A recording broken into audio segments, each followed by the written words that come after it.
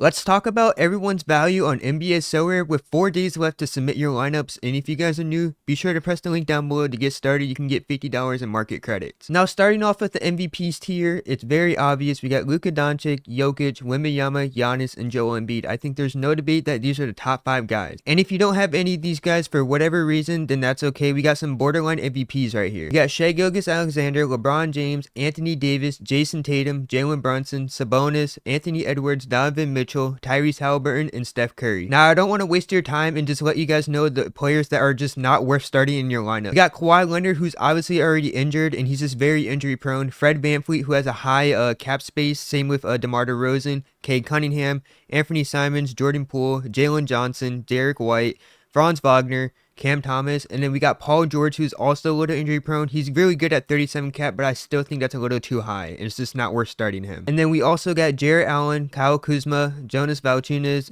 Bogdanovic, Jakob Poeltl, Shaedon Sharpe, and Mark Williams. All these guys are just not worth it. I don't see why you would even start them. This next tier, these guys' caps are way too high, but I'm not saying they wouldn't be able to reach it. Some of these guys will actually beat their cap, but I don't know if it's worth it. We got De'Aaron Fox, Tyrese Maxey, DeJounte Murray, LaMelo Ball, Ja Morant, Scotty Barnes, Alperen Sengun, Zion Williamson, Paolo Banchero, Damian Lillard, Jaylen Brown, Porzingis, Desmond Bane, Jaren Jackson Jr., Jalen Williams, Lauri Markkanen, DeAndre Ayton, Julius Randle, Vucevic, Evan Mobley, and Chris Middleton. I feel like a lot of these guys are just kind of in the same situation. Their cap is way too high for the beginning of the season, but they are capable of reaching it, you know what I mean? So once their cap comes down, then maybe you'll start them later in the season. Now let's talk about the must-start players. I do want to make a few changes here. I did make this tier list yesterday, and now today I did a little bit of research, and I came to the conclusion that some of these guys need to be moved, and some of these guys need to go up. But somebody that's in this tier already is Josh Giddey. There's no doubt why he should be in this tier. He averaged 15 points, 8 rebounds, and 5 assists against the Pelicans last season,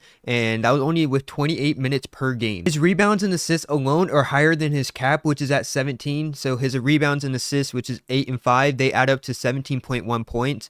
But if you add his points, he's almost doubled that with a score of 32.1. And not to mention, he's usually good for a block and a steal a game. So if he gets all his minutes that he deserves, he should be easily the #1 pick for your lineup. The next person who's already in the must-start tier for me is Trae Young, and that's because he averaged 37 points, 9 assists, and 3 rebounds against the Nets last season. That adds up to 54.1 Sorare points. I cannot believe that, and he's currently at a cap of 33. And without DeJounte, they'll play the ball through Trae more often, so I think that sounds like a must-start to me. The next person we have on the must-start tier is Rudy Gobert, and that's because he averaged 15 points, 14 rebounds, and 2 assists against the Lakers last season, and he currently has a cap of 28. His points and rebounds alone is already a higher Sorare points than his cap, so everything else is just a plus. The next person on this tier, I do feel like he's falling under the radar. I haven't seen a lot of people talk about it enough, but it's Kyrie Irving. His cap is 34, which I think is too low for him, and I mean, he could drop more than 34 points in just one game. But last season, he averaged 28 points, 6 rebounds, and 5 assists against the Spurs, which adds up to 42.7 Sorare total points. He also averaged 2 steals per game against them. The last person I want to talk about, I did have him in great options tier, but I'm going to move him up to the must-start tier. And that's because Bam Adebayo averaged 19 points, 9 rebounds, and 5 assists against Magic last season. That adds up to 37.3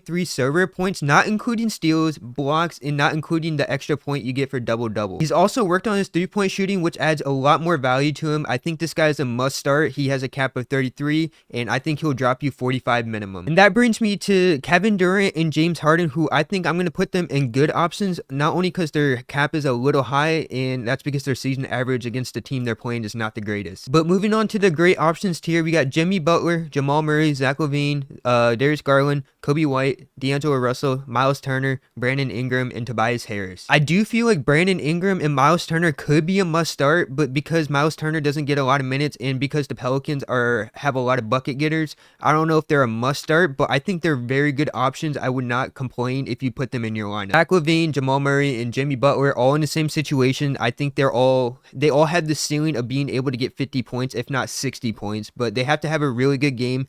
However, I do think they're going to get much higher than their cap. Now for the next tier is good options. We got Devin Booker, Pascal Siakam, Karl-Anthony Towns, Chet Holmgren, Drew Holiday, Tyler Hero, Mikal Bridges, Klay Thompson, Michael Porter Jr., and Draymond Green. The last tier is decent options. I don't mind you using these players. I can see why you're using them, but some of these players, I just don't think they're also worth. So we got CJ McCollum, Bradley Beal, Clint Capella, Terry Rozier, Keegan Murray, Aaron Gordon, Devin Vassell, Bobby Portis, Jalen Green, Nick Claxton, Yusuf Nurkic, Austin Reeves, OG Anunoby, Brooke Lopez, Jalen Duren, Chris Paul, Malik Monk, Russ, and Cole Anthony. The reason Chris Paul is in this tier is because he's only gonna get like 24 minutes per game. Jalen Duren, he could be a good option. He's just at a 26 cap. We don't know how he's gonna be this season, but I do hope he does break out. Jalen Green also looking phenomenal against ever since last season. I think he could be a good option, if not a great option, at 31 cap. Let me know what you guys think about my tier list. I'm going to be doing this weekly to help you guys with your lineups. And if you guys want more content like this, be sure to drop a follow, like, comment, subscribe, whatever you're seeing this on. I do appreciate your guys' support. It means a lot.